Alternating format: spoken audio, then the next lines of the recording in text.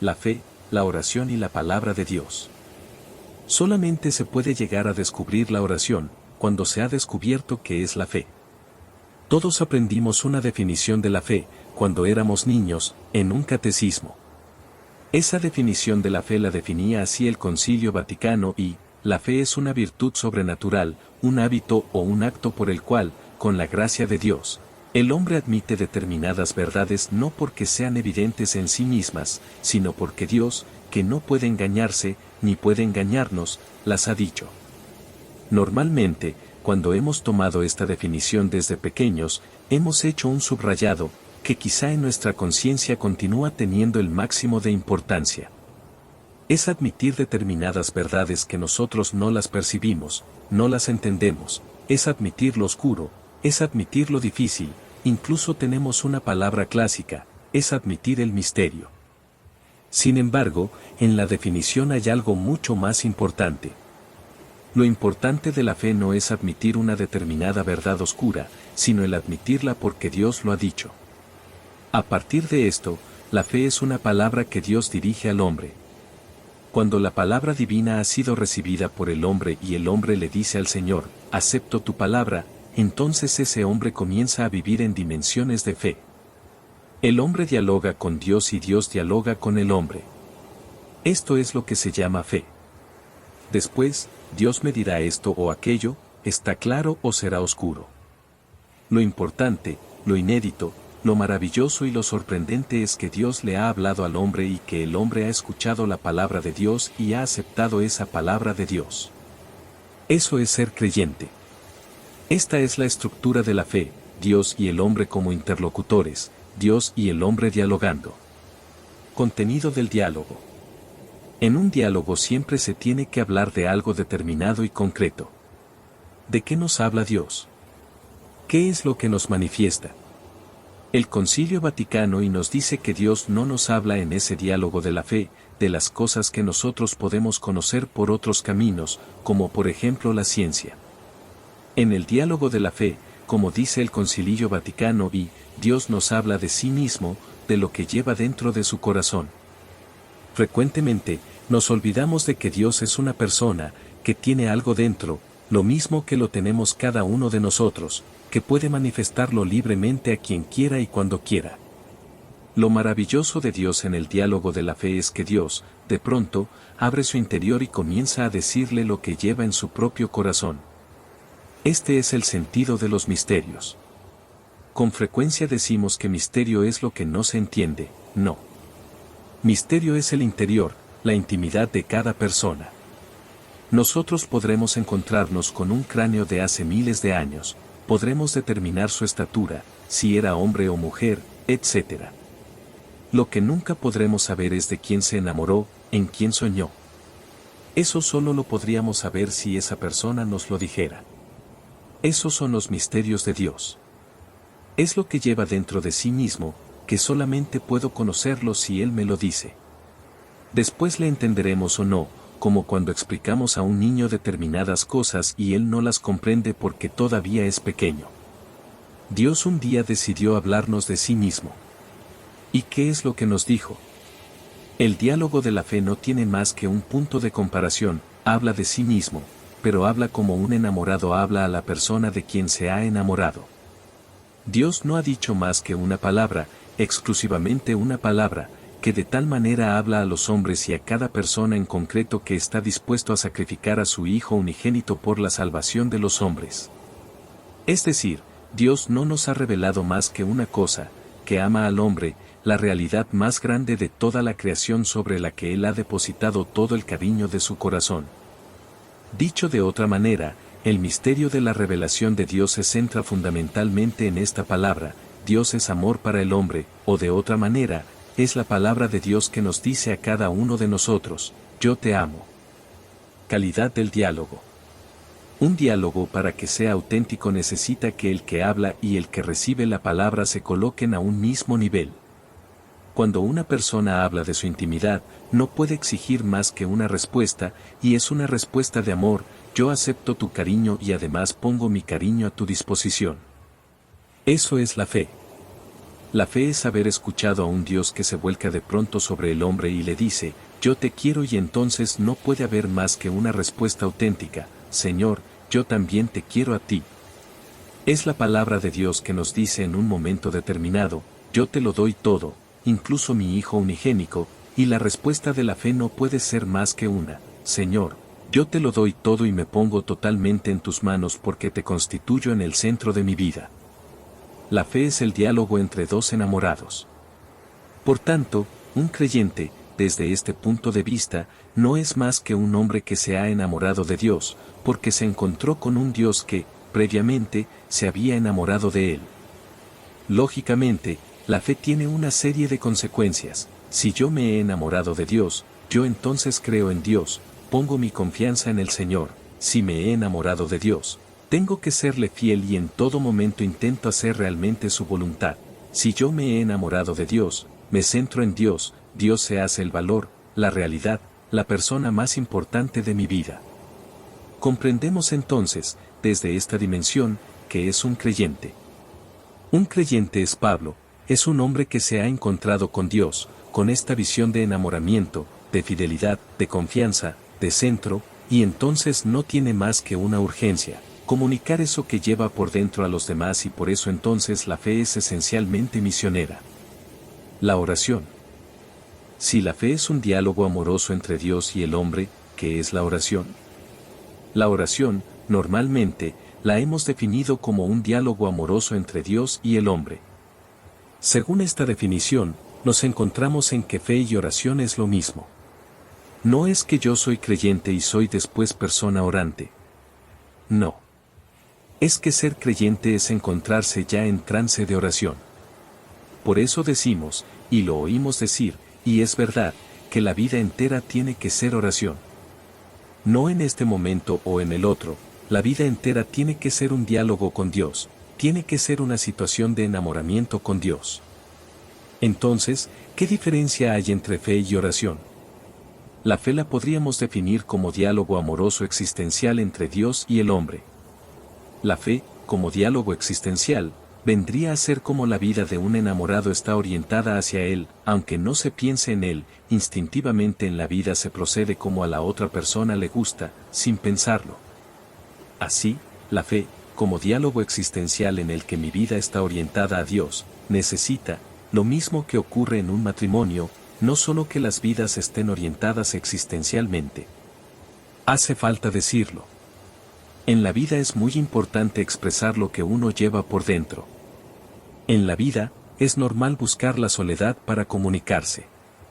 Palabra de Dios. Meta que persigue, hacer que nuestra fe crezca, que sea más vital, eficiente y verdadera. Tiene la pretensión, audaz y hermosa al mismo tiempo, de poner en relación al hombre con Dios. Solo hay fe cuando se entra en esta relación, o cuando esta relación se robustece. Lo cual no se consigue por el hecho de comunicar unos enunciados, aunque estos sean realmente comprendidos e incluso aceptados como verdaderos. Lo nuclear en la fe es la relación vital, el puente o contacto real entre Dios y nosotros. Pretender que la palabra de Dios se haga presente al hombre o a un grupo concreto, depende siempre de una comunicación gratuita de Dios. Es gracia. Decir palabra de Dios es aludir a un mensaje, un contenido, un anuncio que descubre para el hombre una perspectiva y un horizonte. Es lo dicho en la palabra, poniendo el acento en lo que se dice. Pero sosteniendo este contenido está algo, sin duda, existencialmente estremecedor, que es la presencia misteriosa e inefable, pero real, de Dios mismo que se acerca como don y presencia. Esto es lo grande, que sea palabra de Dios, que encierre su aliento y cercanía, no es un dicho muerto, sino una comunicación real. Los dos aspectos, contenido y presencia, son inseparables. La gran noticia es que Dios se nos da, se nos comunica, nos habla, que su palabra llega a nosotros. Este es el gran contenido. El Concilio Vaticano II resume la plenitud de la revelación hecha en Cristo, que Dios está con nosotros para liberarnos de las tinieblas del pecado y la muerte y hacernos resucitar a una vida eterna, de V4. Es preciso estar alerta para no caer en la tentación de cosificar la palabra de Dios y reducirla a unos simples enunciados inteligibles o a unos hechos históricos desnudos. Cuando se hace esto se destruye lo más vital. Se olvida considerarlos precisamente como de Dios, como mediaciones de su comunión real y gratuita con nosotros. Tenemos el peligro de caer en la tentación de cosificar la palabra de Dios, tal como hemos hecho con frecuencia con la gracia y los sacramentos, sería traicionar lo más característico de la palabra, ser vehículo de comunicación interpersonal. Hablar de palabra de Dios es referirse a una comunicación real y efectiva entre Dios y el pueblo, entre Dios y el creyente. Dios habla para comunicarnos su designio de salvación, su pasión por el hombre. La palabra de Dios es una palabra reveladora de su voluntad de salvación. Dios quiere que el hombre viva. Dios habla siempre para nuestro bien, para la plena realización de nuestra historia. La pasión de Dios es que el hombre viva, que llegue a dar la talla que Él ha marcado en Cristo y que responda a la vocación que cada uno de nosotros descubre en lo más profundo de sí mismo. Palabra de Dios es igual a fuerza capaz de dar vida. Cuando Dios habla es para comunicar vida. La palabra de Dios tiene que sonar realmente como buena noticia para el hombre y para la situación concreta, ser descubierta como camino, verdad y vida. Si esto no ocurre, es que realmente no está llegando a nosotros la palabra de Dios. Cuando Dios habla es, para abrir nuevos horizontes al hombre, pero esta invitación y ofrecimiento nunca es solo para uno que está en función de todos. Aceptar la palabra de Dios, no es simplemente realizarse, llegar a la plenitud de uno mismo, sino comulgar con el designio salvífico de Dios que abraza a toda la humanidad.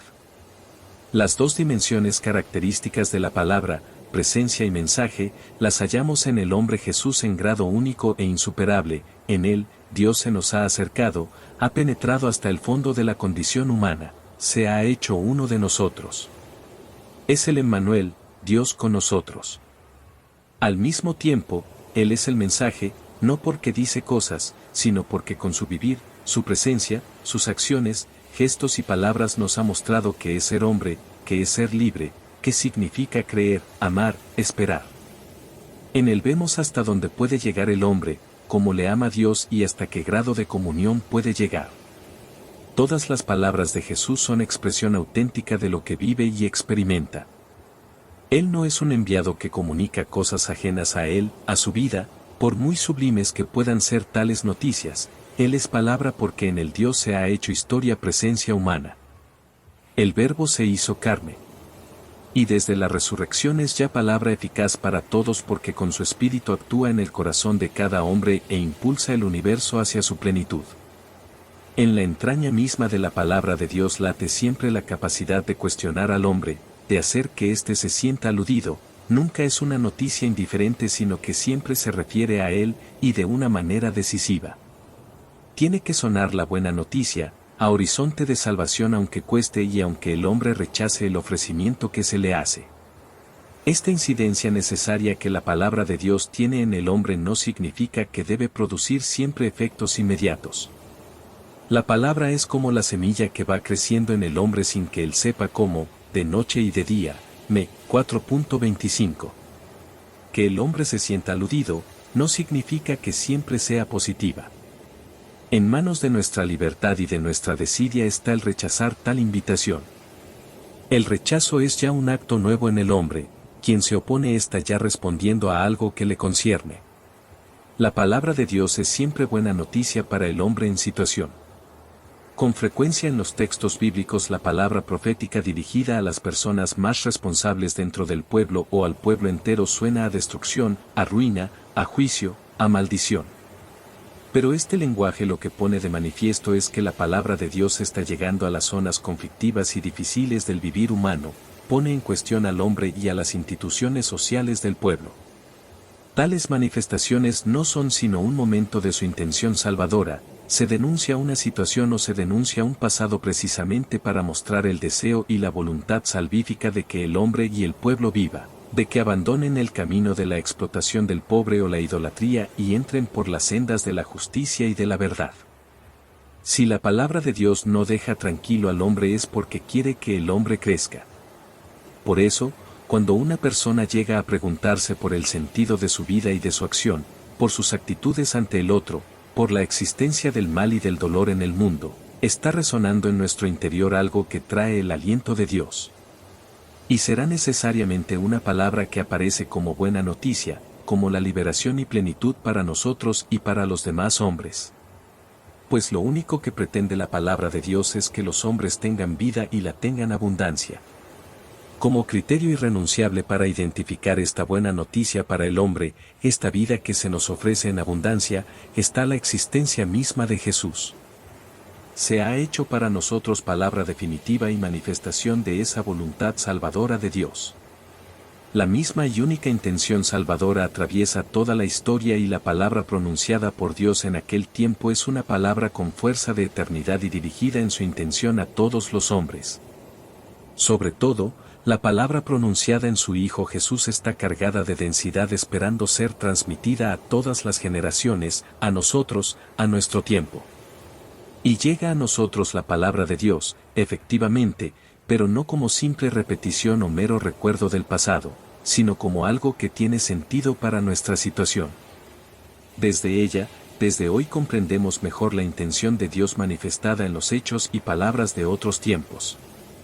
Así la transmisión de la fe no es nunca una simple información escueta y exacta de lo sucedido, sino que crece e ilumina proféticamente la existencia del hombre y su acción en el mundo. Así Dios que habló en otros tiempos, sigue conversando siempre con la esposa de su Hijo amado, así al Espíritu Santo, por quien la voz viva del Evangelio resuena en la Iglesia, y por ella en el mundo entero, va introduciendo a los fieles en la verdad plena y hace que habite en ellos intensamente la palabra de Dios, de V8.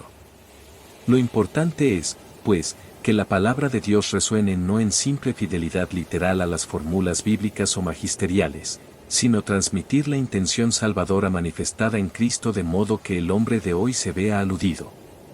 Si la oración engendra caridad, engendra amor, pero engendra una caridad y un amor como el de Dios, con todos tendremos que sentirnos comprometidos. Si no aprendemos una oración auténtica, que se traduce en cada uno de nosotros en un compromiso real con el hombre concreto, el que está cercano a mí, no habremos entendido lo que es la oración. Si yo no estoy a la búsqueda de esa voluntad de Dios, si yo no quiero saber lo que Dios quiere de mí, la oración es un entretenimiento piadoso, pero no pasa de ser un entretenimiento piadoso. La auténtica oración supone que todos los días busco lo que Dios quiere, porque lo quiere y al mismo tiempo intento cumplirlo, y eso se queda como la tónica de toda mi vida. Pero no busco solo la voluntad de Dios en los momentos de oración, sino que la busco siempre y la hago norma de mi vida. Segundo, aunque la oración es diálogo en soledad con Dios, la verdadera me lleva a sentir más profundamente la Iglesia y aún comprometerme con la Iglesia, con todos los hombres que creen en Cristo. La Iglesia es una comunidad de hombres, que tienen su nombre y sus apellidos, que hoy son fieles y mañana son pecadores, son personas que coinciden con mi temperamento y que no coinciden con mi temperamento. La Iglesia es la reunión de los hijos de Dios, aunque cada uno con sus limitaciones. Por eso una oración que nos lleva como a un desierto y nos separa de esta Iglesia que tiene que vivir sus compromisos, que nos separa de los sufrimientos y de las esperanzas de la Iglesia, eso no sería oración. Tercero, es comprometerse con los hombres y con el mundo en el cual a cada uno nos ha tocado vivir.